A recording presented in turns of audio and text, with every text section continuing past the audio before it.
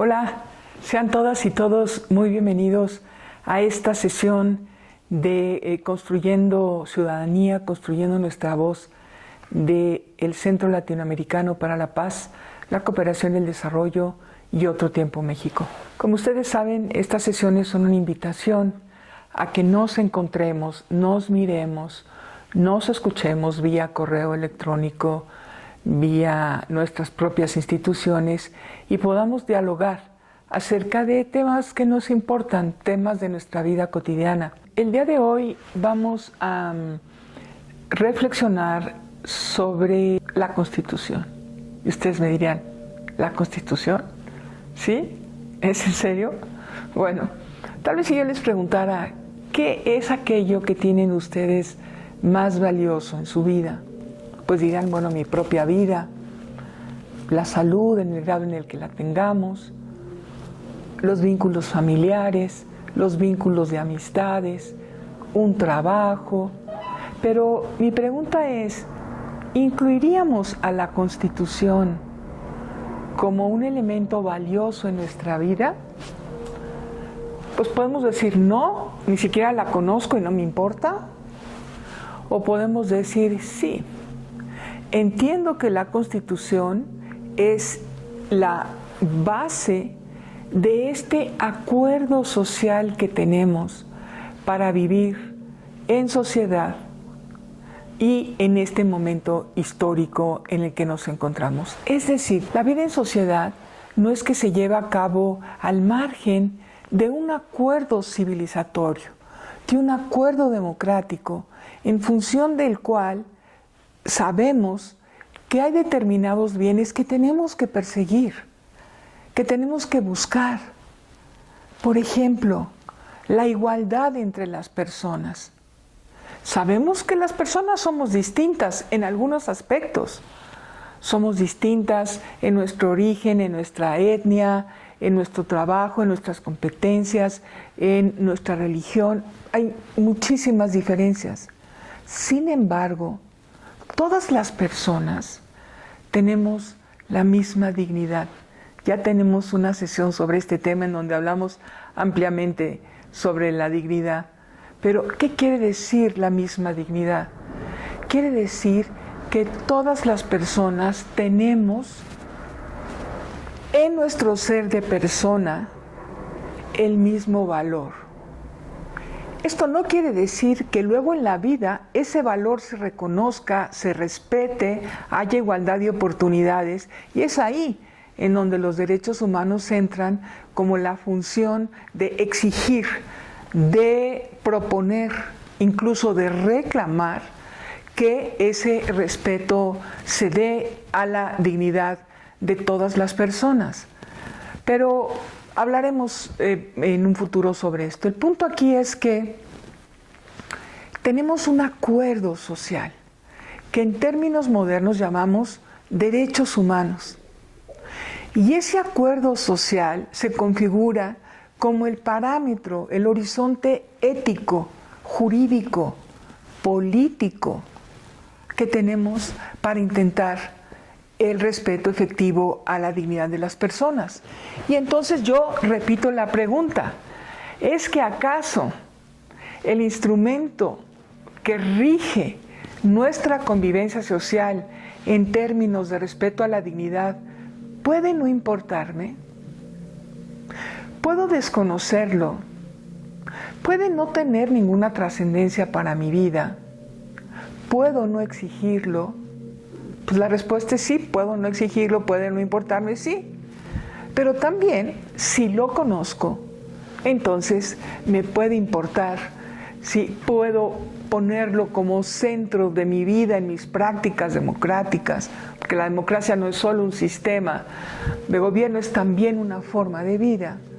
Y en ese sentido es que nos ha parecido que reflexionar hoy, tener una primera sesión, van a ser 4, pero una primera sesión acerca de qué señala el artículo 1 de nuestra Constitución, es de enorme importancia y de enorme valor para cada una y cada uno de nosotros y para este acuerdo social que tenemos de vivir o para vivir con respeto y en función de la dignidad de las personas, de todas las personas y de toda la persona.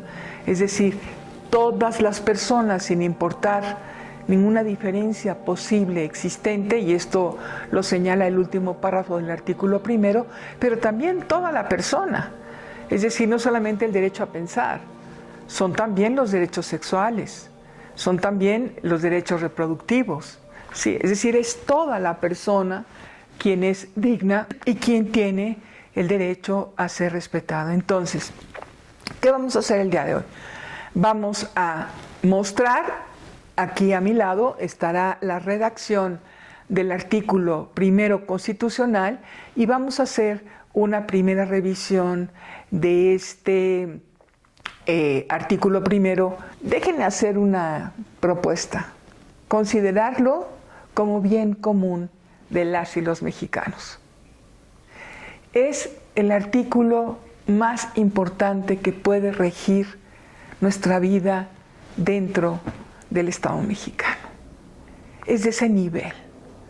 Y que además, con orgullo, podemos decir que es de los más avanzados en América Latina. Si bien se tardó en constituirse como tal, sin lugar a dudas lleva la delantera por el modo como fue redactado, por las cláusulas que tiene a nivel de toda América Latina. Entonces tendríamos que estar muy orgullosas y orgullosos de la Constitución y por supuesto exigir a las autoridades que les den cumplimiento. Pero vamos a empezar en la sesión de hoy. Entonces, ¿qué dice el artículo primero constitucional en términos de la reforma que se hizo el 10 de junio del 2011? Dice lo siguiente: en los Estados Unidos mexicanos, todas las personas gozarán de los derechos humanos reconocidos en esta Constitución y en los tratados internacionales de los que el Estado mexicano sea parte, así como de las garantías para su protección, cuyo ejercicio no podrá restringirse ni suspenderse, salvo en los casos y bajo las condiciones que esta misma Constitución establezca. ¿Les resonó algo o es demasiada palabrería jurídica y legal? Miren, abramos la jungla jurídica y entendamos esto. Dice, en los Estados Unidos mexicanos, todas las personas, sin importar diferencia, sin importar si tienes muchos recursos o no tienes, sin importar si tienes estudios o no tienes, sin importar absolutamente nada, todas las personas tenemos los mismos derechos. Tal vez tendríamos que hacer un ejercicio interno, ¿no? Yo tengo derechos, yo tengo derechos, yo soy titular de derechos y todas y todos tenemos los mismos derechos. Miren, hay situaciones tan graves como los casos de violencia familiar, en donde se desarrolla un síndrome de adaptación a la violencia, en donde uno de los elementos más graves es que las mujeres nos quedamos pensando y con todo un síndrome de que no tenemos derechos, tenemos que someternos, porque si no nos agreden, ¿no? Y luego, como las autoridades tampoco actúan como deberían de actuar, pues digo, ¿los derechos de quién? ¿Ante dónde los exijo? ¿Qué es lo que hago? ¿No? Y por eso esta reflexión y las medidas que les vamos a ir proponiendo. A ver, yo tengo derechos. Yo tengo derechos. ¿Por qué? Porque soy una persona. No necesito absolutamente nada más. Porque soy una persona, tengo derechos. ¿Y esto lo establece? La primera parte del artículo primero. Todas las personas gozarán de los derechos humanos que reconoce la Constitución y aquellos derechos que están en los tratados internacionales que México ha firmado. Como ustedes saben, México ha firmado diversos instrumentos internacionales que se han desarrollado para defender los derechos humanos. Ya entraremos en su momento a qué son los tratados, etcétera. Pero estos tratados, a partir de la reforma del 10 de junio del 2011, no está Constitución y los tratados por allá. No, Los tratados y su contenido están en la Constitución, en este concepto que usamos que se llama bloque constitucional. Tú tienes derechos y lo puedes exigir en nombre de la Constitución. Porque todo el contenido de esos tratados y lo que de ellos deriva están en este párrafo primero del artículo primero. Apelar a la Constitución. Tal vez no sé todas las leyes, pero me basta con decir, tienen que respetar mis derechos humanos por la Constitución. O en la denuncia a una autoridad, estás violando la Constitución. Artículo primero. Fíjense qué interesante.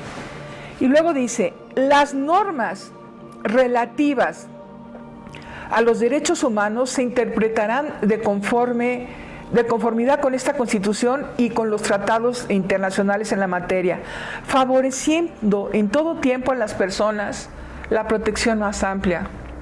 Eso quiere decir que se debe de aplicar aquella norma, ya provenga de un tratado internacional o de la legislación, aunque recordemos que el tratado internacional ya forma parte del bloque constitucional, aquella norma que mejor proteja tus derechos, esa es la norma que hay que aplicar en cualquier determinación de lo que son tus derechos. Y vamos al tercer párrafo, que es de una importancia bárbara. Fíjense bien, dice, todas las autoridades, no dice algunas, no. Todas las autoridades en el ámbito de sus competencias, es decir, en aquello que está bajo su responsabilidad, tienen, fíjense, la obligación de promover, respetar, proteger y garantizar los derechos humanos. El policía, la persona que trabaja en Hacienda, cualquier autoridad, cualquier servidor y servidora pública está obligada a promover, respetar, proteger y garantizar los derechos humanos. Y tú me dirás, oye, ¿y también en el mundo privado? También en el mundo privado, aunque con una obligación distinta, como veremos posteriormente. Entonces, promover, respetar, proteger y garantizar. Es que yo podría decirle a un policía que me tiene que respetar porque lo mandata la Constitución. Tú le puedes decir a un policía que te tiene que respetar porque es su deber derivado de la Constitución. Y ojalá tengas ahí tendrías que tener en donde estás viviendo y tal el mecanismo para denunciar si un policía o cualquier otra figura, hay policías muy buenos, ¿no? Pero en fin, cualquier autoridad que está violando los derechos humanos. Y termino con este párrafo para que continuemos el artículo primero en otra sesión. Este mismo párrafo establece que las autoridades tienen el deber, primero eran las obligaciones, promover, respetar, proteger y garantizar. Pero también tienen el deber de prevenir, investigar, sancionar y reparar las violaciones a los derechos humanos en los términos que establezca la ley. Las autoridades tienen el deber de prevenir la violación a los derechos humanos.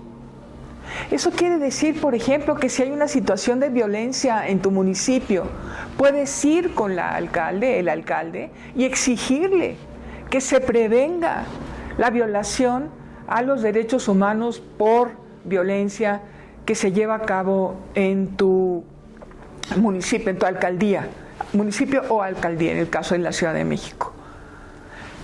Cerremos esta sesión preguntándonos, ¿cómo puedo yo aplicar el artículo primero de la Constitución? ¿Cómo puedo yo hacer que las autoridades promuevan, respeten, protejan, garanticen y cumplan con el deber de prevenir, sancionar, investigar y reparar el daño. Estos son bienes que tenemos jurídicamente reconocidos y que no podemos guardarlos en un cajón, sino que en reunión con la comunidad, en reflexión en la familia, en reflexión con uno mismo y con las autoridades también, decir cómo vamos a poner en acción a nuestra Constitución. Escríbanos, aquí tienen nuestro correo electrónico y estaremos muy contentas y contentos en nuestras organizaciones de poder escucharles y conocer sus opiniones sobre este tema. Hasta luego.